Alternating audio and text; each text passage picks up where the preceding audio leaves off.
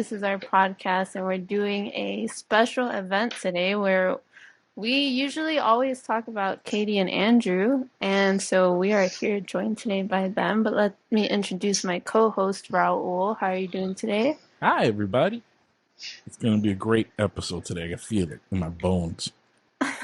Yeah. So Katie and Andrew, we talk about them throughout most of our podcasts. They're like these infamous people that we love. And we have asked them to join us today to talk about their failures. Katie, how about you introduce yourself? Tell us about what you're doing right now in your life and everything you want to tell us. Okay. Hi, I'm Katie. I also feel a bit bad. I didn't know you guys talk about me this much. You got to listen more, Katie. Definitely your top 5 people we talk about on the podcast. Well, I feel like it's really important for you guys to know that I texted Andrew a lot about it. I said, hey, we need to do our homework and we need to be prepared. So I was taking this very seriously. I want everything that. Thanks, Katie. But what am I up to? I am currently a stay-at-home mom. I live in Durham, North Carolina, a.k.a. the Dirty D. And it's just been the best experience thus far. My son is 14 months old. And yeah, it's like you make it past the 1 year and it's just like, okay, we're good. So a little background on Katie. This crew right here that you're seeing right now is actually our, what do you want to call it, endoscopy group? Council. It's the Council of Bricks. We're a healthcare. Our friendship came out of the healthcare field, and so we all have healthcare backgrounds, and we're all actually. I heard Katie's a mom now. Andrew, you want to tell us about yourself? What are you doing? What? I haven't heard from you in a long time, actually. So if you could tell me. Well, first of all, I want to break the news here on this podcast. I am not a mom. Damn, I suspected. Yeah, sometimes. My main way of earning money at this point is I'm a firefighter. I've been doing that pretty much since we all stopped working together. That's pretty much it. I'm super boring. I grew out this cool mustache though, so I'm very proud of it. That's I've been living with my girlfriend for like a year and a half now, and she hates me. She's right over there. Hello. Oh, just showing off your She can't hear the whole you, floor plan. Yeah.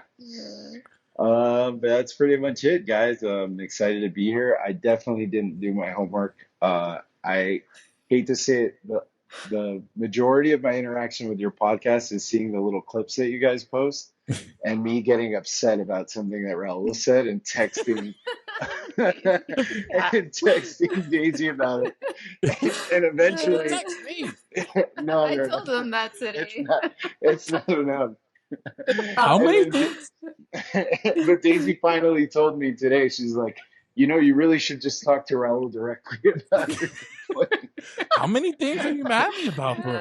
Yeah, I've been usually slowly absorbing this. It's usually like some crazy fact that you'll throw out and it's like totally wrong. I will state that I'm very good at my facts on this show. Very good at being confident at saying facts. Yeah. Well, we've been trying to hire Andrew as our fact checker, but we don't have any money to give him, so it must be a volunteer work at this point. Oh my god.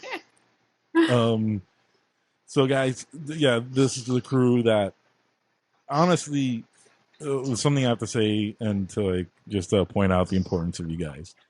This crew is kind of the progenitor of what got me into comedy. Because I saw all of you guys made me so happy. You guys actually pushed me to so many things. You don't even realize. My bachelor degree, my weight loss, me opening up. Andrew and Daisy and Katie caught me at a point in my life where I was very depressed, and you guys, all 3 of you, opened me up and made me the person I am now. So you guys are kind of like the water to the seed of my comedy career. Not to make you cry right now. Oh, that's so cute. Like a little teddy bear, man. Yeah, great writing. That was really sweet, man. I'm glad that you're willing to give me any credit for all the amazing stuff you've done. That's pretty awesome. consistently tell people, other comics, I tell other people that Andrew is by far one of the funniest people I've ever met in my life. Mm-hmm. And I've met legitimate comics. I've met legitimate comedians. There's very few people who put a smile on my face and make me laugh quicker than Andrew. I will also say there is no one that pisses me off more in my life sometimes than Andrew. Yeah. That is probably one of my greatest talents, is pissing people off.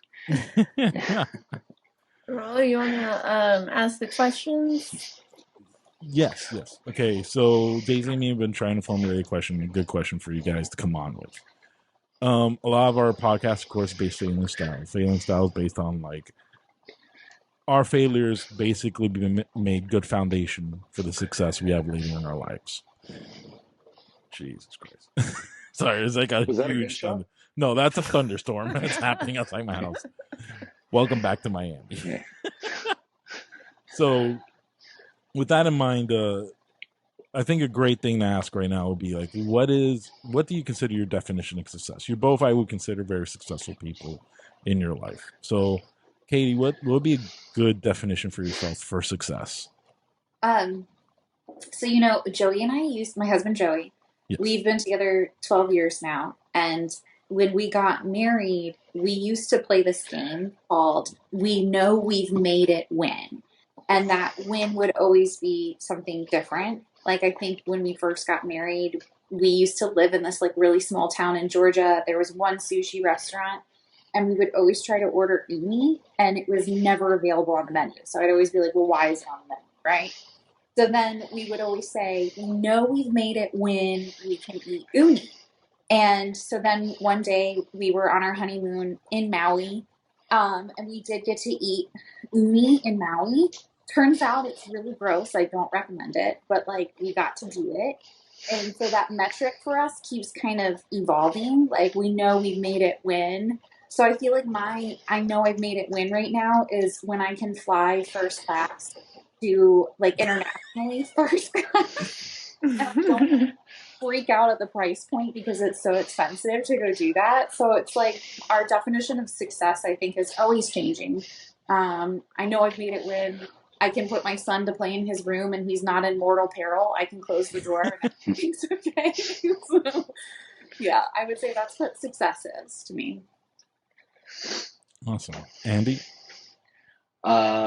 So yeah, I mean, I totally agree with Katie. Like, I feel like success is your definition of success is always changing.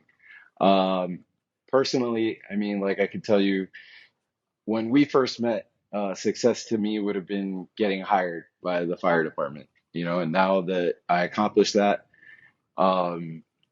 promoting and seeing my career grow within the fire department is how I would define success now. So yeah, I think it's as far as success goes, it's definitely something that's hard to pin down, and it's not really the question. So Carol, my girlfriend's gonna get pissed at me for answering this way, but I feel like that's why people are so dissatisfied a lot of times with their lives, because you can't just say like, oh, this is what makes me successful. Like, the goalpost is always moving. So like, if you're not cognizant of your previous successes, I think just constantly chasing success can also make you very dissatisfied. So sorry for not answering your question. No, it was a good answer. It is a good answer. Good response. That's a good response.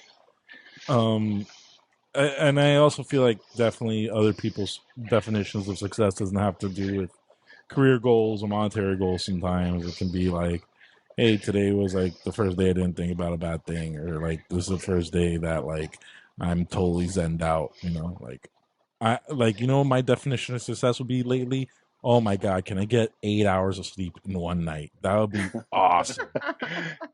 God.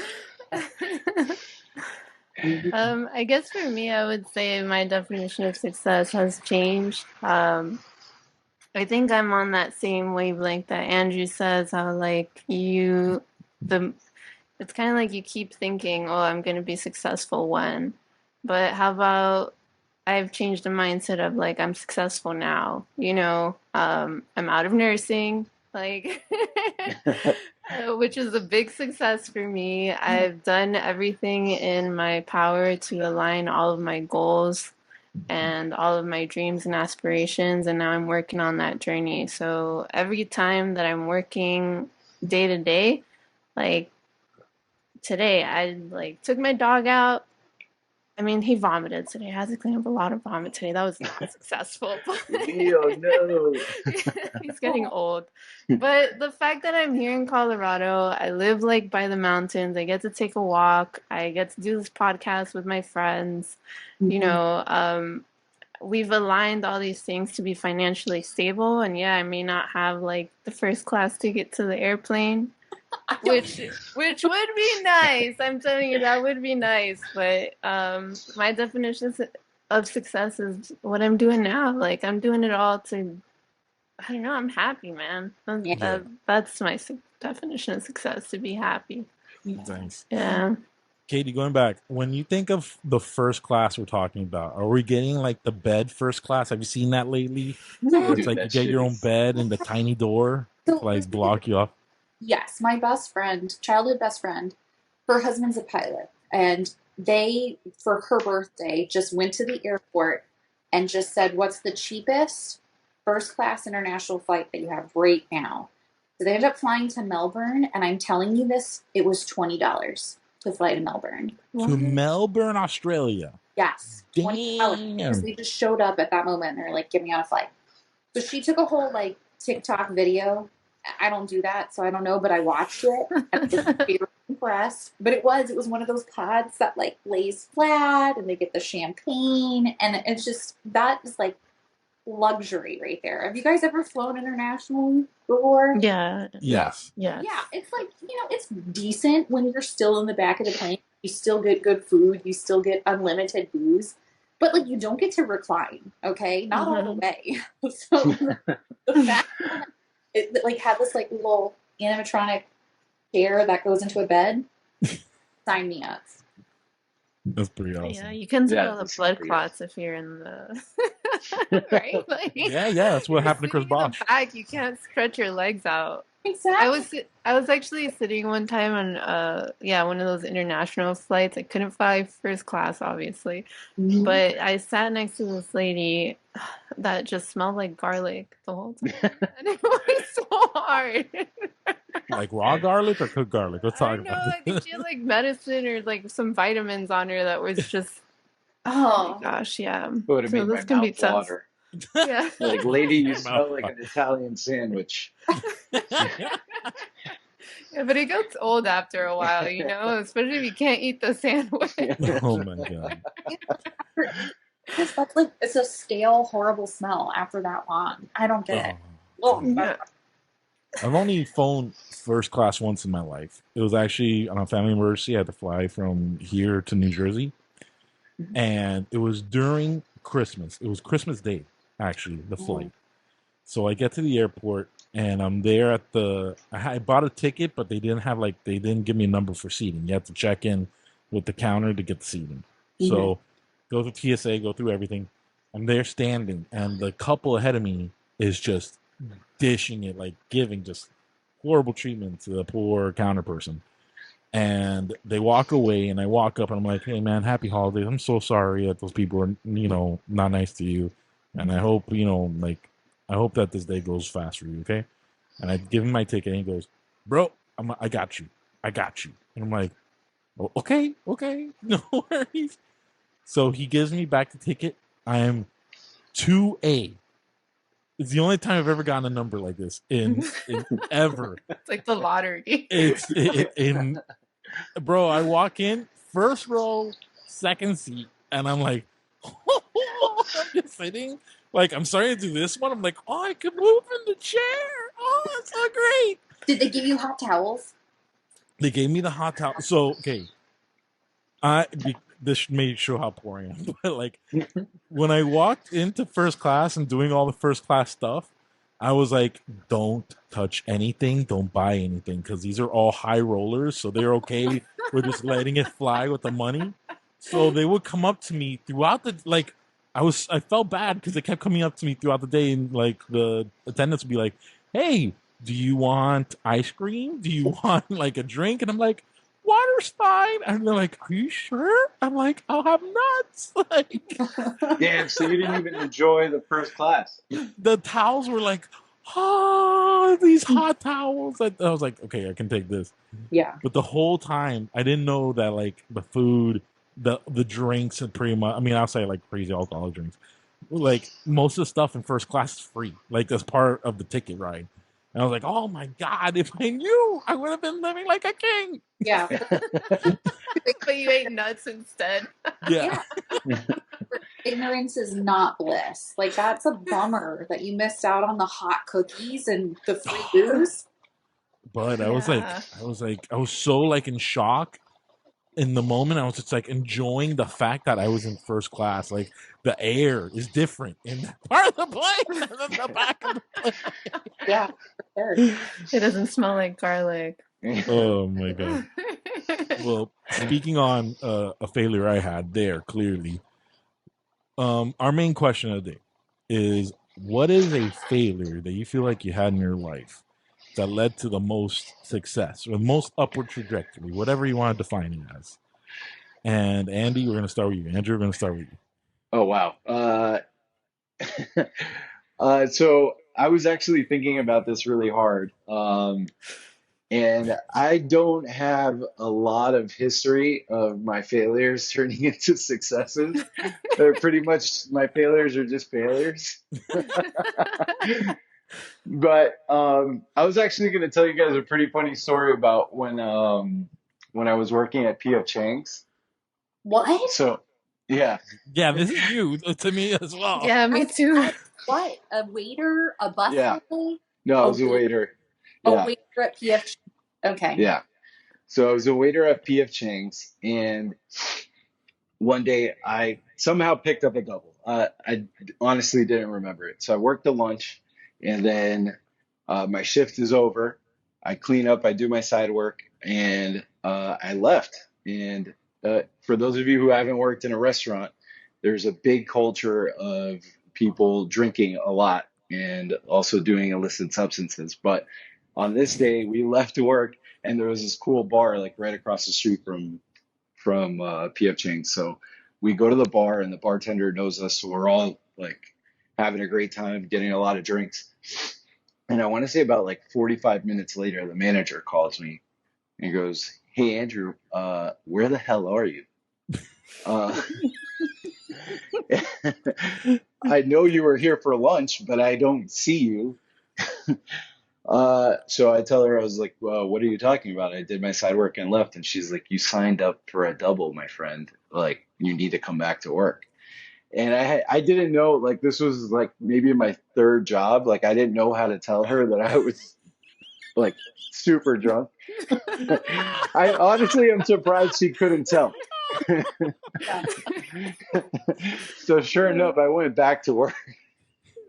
So I worked out my shift, and I was just the entire night like on pins and needles, like thought I was forgetting everything, just running around like a chicken with my head cut off. Yeah. And I'm pretty sure I messed up a bunch of people's orders. Yeah. And so my shift is over. I do my second set of side work so I can get out of there. And the manager says, "Hey, Andrew, when you're done with that, I need to see you in my office." And I was like, "Oh man, I'm about to get fired for showing up to work drunk." So I didn't even finish my side work. I just went straight to her office, and I sat down, and she's like, "Hey, look, can you close the door, please? Andrew, I just want to tell you, like, you're always such a hard worker, and I really appreciate that. But today you took it to another level, man. You set such a great example out there. I'm blown away. The fact that you were working so hard on the second half of a double, I'm blown away. And she hands me a $40 gift card for PF Chang's and tells me to have a good night. Oh God. Yeah, this is not like a failure that you learned from. It's like maybe I should keep doing this.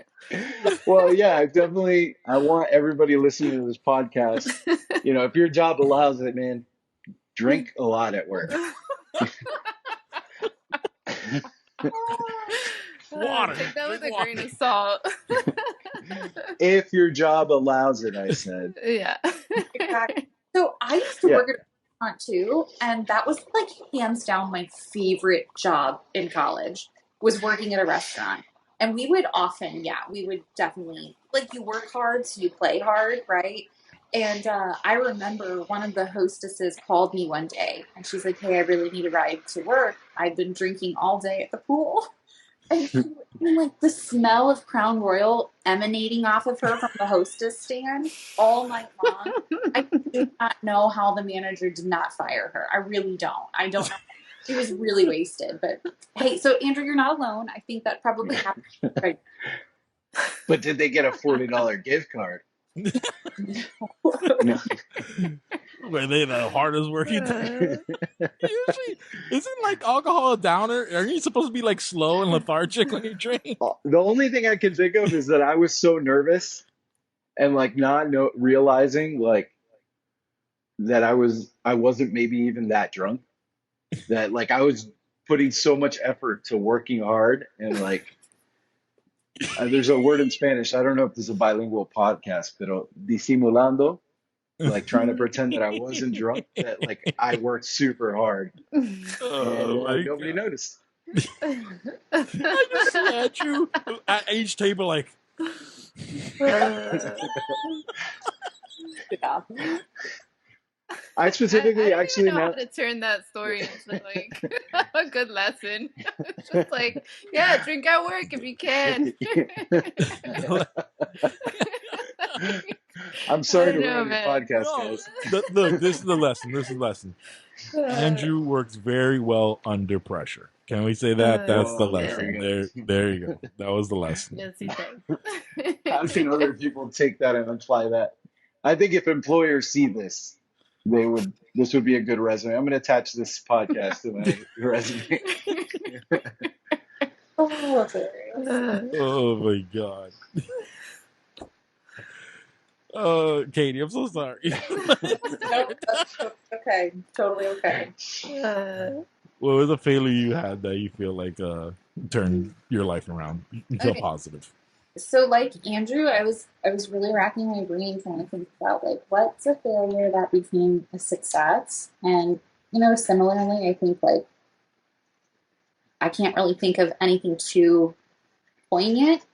That being said, though, then I started really thinking about like, well, what are failures that we all grow from? So I was like, failed relationships, like failed friendships, failed job interviews, like I don't know. So nothing that I felt was like, oh, people are really, this is not a PF Chang's story. It's not bad at all. But I think like I thought mostly about, this is gonna be like a really boastful moment, and it's not meant to be that way, but I feel like I interview really well. I've always interviewed really well. And I feel like it's always opened a lot of doors for me. I do well at answering questions and being professional and coming off as like warm and welcoming. But I had one interview in my nursing career that was so bad, you guys. Like I left this interview and it made me question who I was as a person. So it was mortifying. Like truly, it was a mortifying experience. And the thing was, obviously I didn't get the job, but I left that experience realizing so much more about myself, that even though I know I'm a good interviewer, that's not always everything. That's not really that's not always going to open the door, right? And having more experience to get myself into the position that I want to be into, is the way to go. So, and I was such a young baby nurse too, so I felt like it was a great moment of like somebody kind of knocking me down a peg and taking myself, like not being so arrogant, right, to the point of hubris, where it was like I really learned a hard lesson. These people were so mean to me. Oh. Well, what happened though? Like, what did you?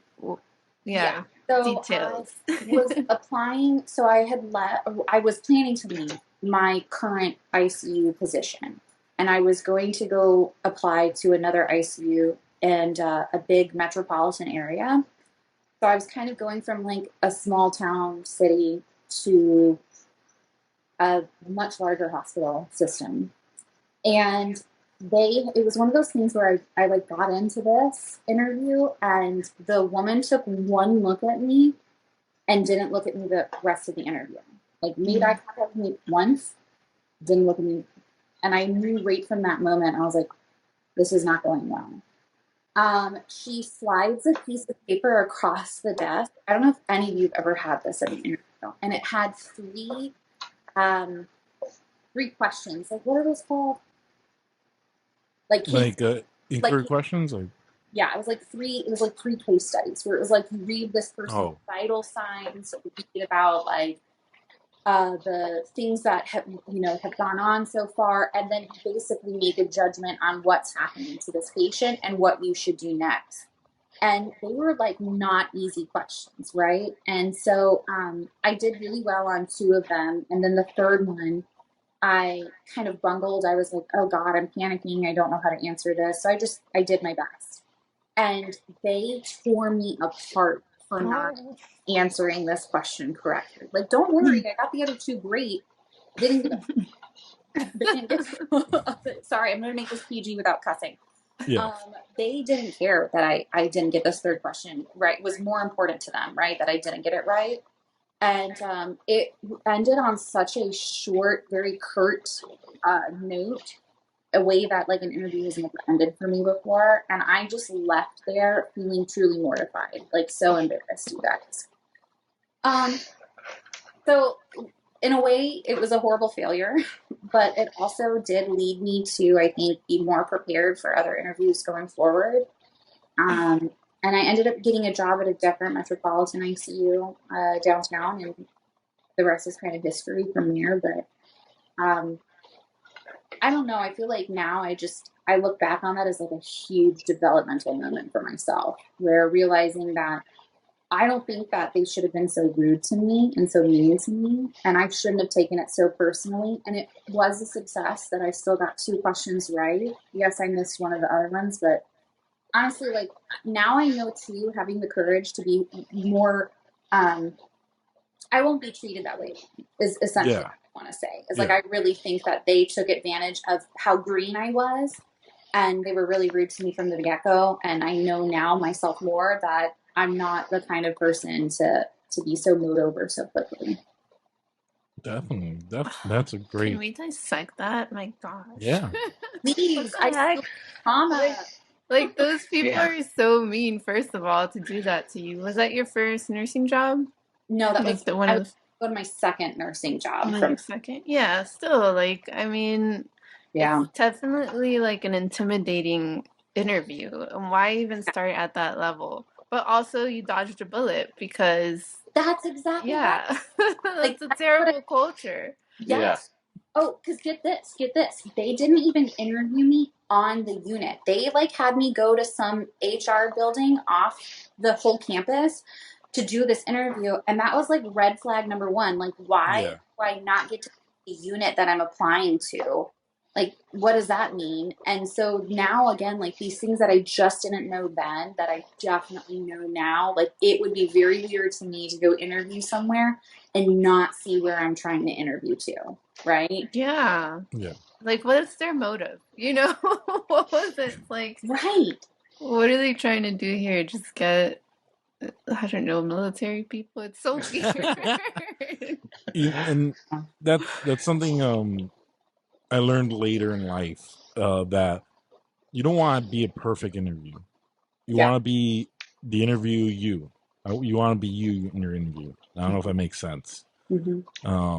But because you can have all the correct answers. You can be prim and proper. But is that who you are as a person? Is that who you are to your coworkers? One thing I do like about current interview processes now is that your actual coworkers or the people you're actually going to be working with are much more involved in the hiring process. Yeah. And that definitely, gives you a little air of like reprieve and like, hey, these are going to be my. Okay, here's a stat. You want to get ready, Andrew? It's a stat. Here we go. You are more likely to spend about 60% of your life with your coworkers and your own family. No, that is true. I do know this one. You spend more time with your coworkers. You do it with your coworkers and your family. Typing. Drew is moving closer. This is what we needed. Hey, while he's fact checking this, yes. Remember when we all worked together? Yes. So my role was I was staffed with the same hospital, but I was float pool. And so I went to 7 different facilities outside of you guys' facility. And for whatever reason, you guys' manager would make me sit in on interviews all the time. I was so confused by this. I would be like, but I am float pool. Like, can you not? No, you are the face of our staff. You get own staff to come sit in on this. Like, I'm float pool. I want to come in and start these IVs and hit the road. Like, let me get in and get out. And I sat in on like 2 interviews. I don't even work there. They obviously had more faith in you than they did in us. Andrew, did you figure it out? So 60%, I mean, doesn't seem to be totally correct. But actually, it says by age 35, you're more likely to spend the majority of your time alone. Oh. Jesus.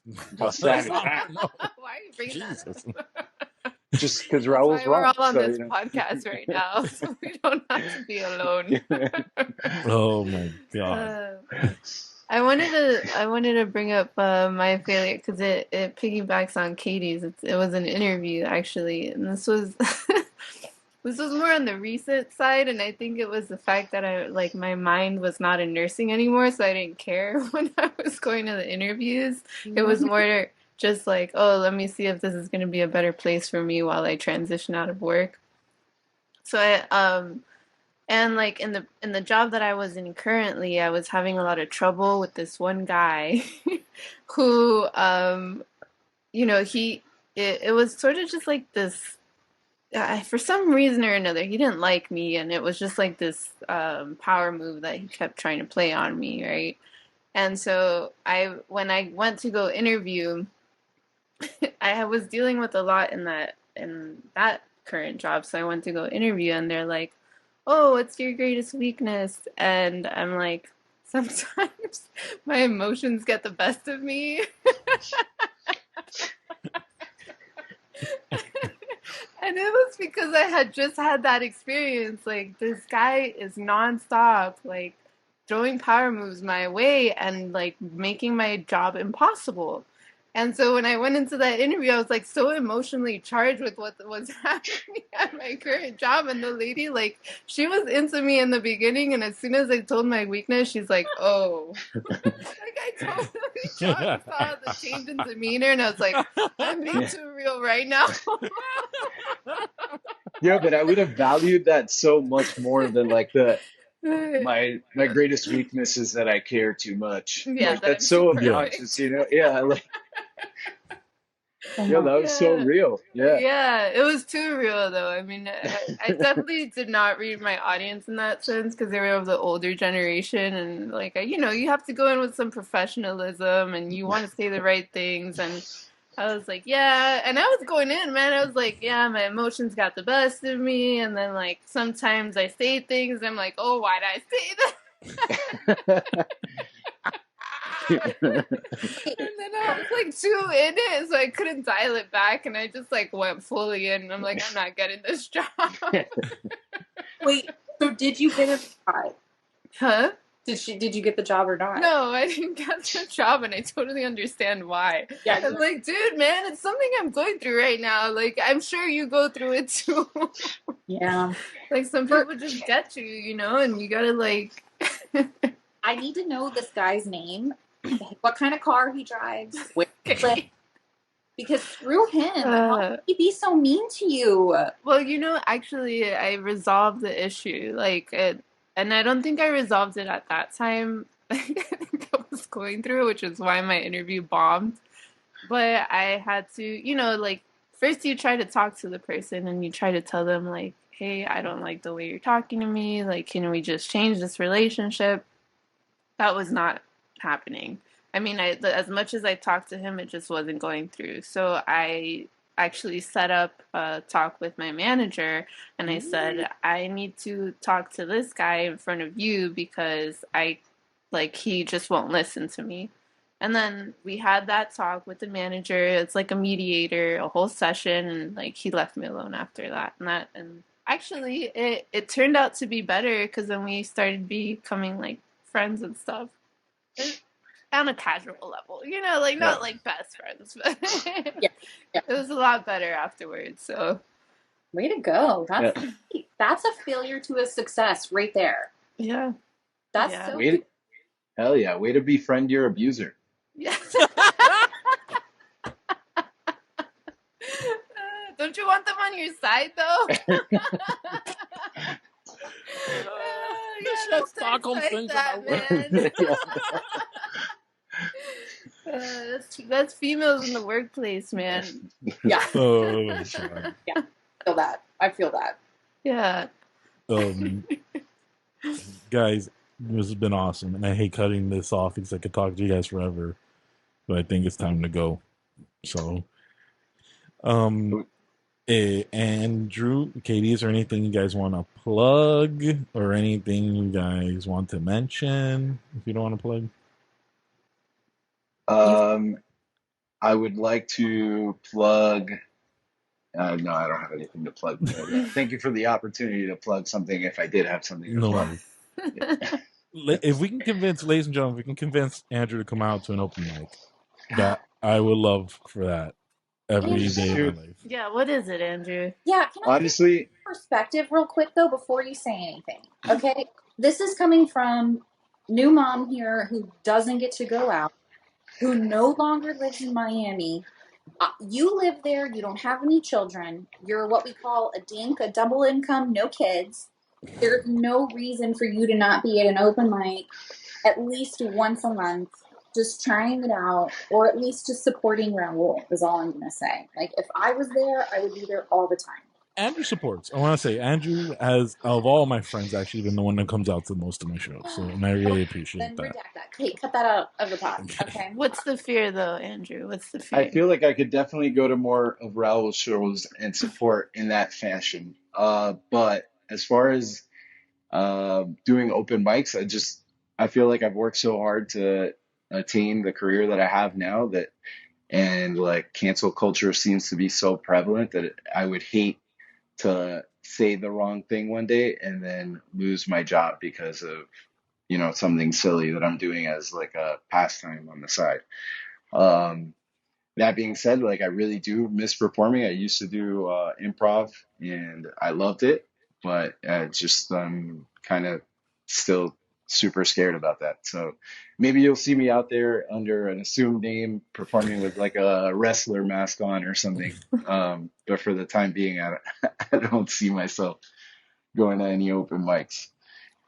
Yeah, this is a public service announcement to cancel culture because, I mean, like, just take things lightly, man. That's it. Like, stop being so offended about everything. Yeah, be like Daisy and befriend your abuser, you know? Exactly. Yeah. Let them see your side. Yeah, exactly. Yeah. Well, I don't have anything to plug. I'll just say thank you for having us. This was fun. Well, Katie's being a super mom right now, so she's got bigger things going on. Not at all. No. Yeah, dude, you're raising a whole human being. That's a thing. Yeah. Can we get like a sponsorship? Like if I plug like a company? We're trying. Be like, hey, liquid death, you know, like, let's go. Come on, Oh man, send my boys some water. nothing is more says success more than water in a can. Oh yeah, can't Yeah. reseal it. Got to drink it all. Oh my god. We'll try it. We'll try, Andrew. If you guys get a sponsorship from Liquid Death, you got to send me a case. We will. I promise. All right. Well, I'm at Daisy Visiana. Last name. Well, you'll see it down under somewhere after Raul edits. Engage with us, guys. Talk to us. Email us. Well, we don't have email actually. Leave some comments. I don't think anyone's really checking it. I stopped checking it. And it's just you and me, Raul. So. Dang. Okay, I'll check it. I promise. And we're at Failing with Style Pod. Yes. Right? That's our Instagram. Yes. I have one really quick plug. I don't usually do this, but it's a big one. November 21st, I will be at the Miami Improv. November 21st, yeah. This is a big deal. I'm going to be pretty much hosting and running a whole show there called Elephants in the Room, which is an homage to my favorite comedian, Patrice O'Neill. So it's November 21st, Thanksgiving weekend is a Tuesday. It's big for anyone that's out there, family, friends, anyone. This is the one. The one thing I need you to come to. This is kind of the thing. I'll fly out. Dude, as long as I don't work, I'll be there. That sounds amazing. I'm super proud of you. That's so fucking awesome. I redact that last bad word that I said. It's okay. We're doing so good. It's okay. It's okay. I think you're allowed one. Yeah. It's PG-13. All right. I love you guys. Thank you so much for being here. Yeah. Love you too, buddy. Guys. Yeah, I love you guys. Love you. Bye. Bye. Stop recording.